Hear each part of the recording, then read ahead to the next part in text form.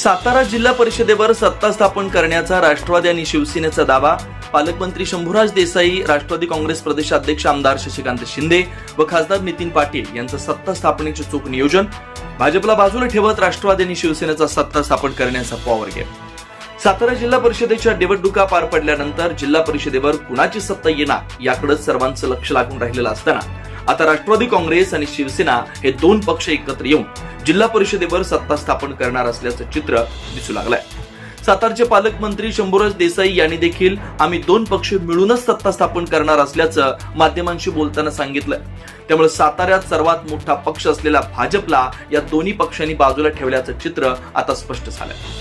सातारा जिल्हा परिषदेची निवडणूक पार पडल्यानंतर साताऱ्यात भाजपचे सर्वाधिक जिल्हा परिषद सदस्य निवडून आले होते.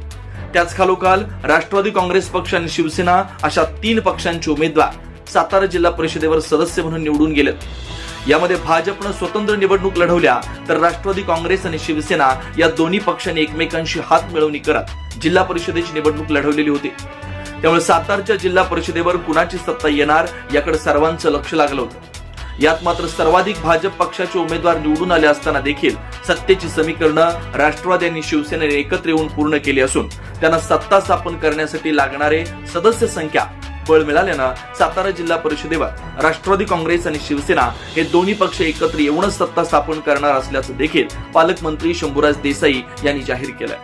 तर राष्ट्रवादी काँग्रेस आणि शिवसेनेच्या सर्व लोकनियुक्त सदस्यांना एका ट्रॅव्हल्समध्ये घेऊन पालकमंत्री शंभूराज देसाई, खासदार नितीन पाटील आणि राष्ट्रवादी काँग्रेसचे प्रदेशाध्यक्ष शशिकांत शिंदे हे तिघेही सातारा जिल्हा परिषदेमध्ये दाखल झाले. त्यांची आता सत्ता स्थापनेसाठी हालचाल सुरू झाली आहे. पोलिसांचा कडक बंदोबस्त देखील पाहायला मिळतोय.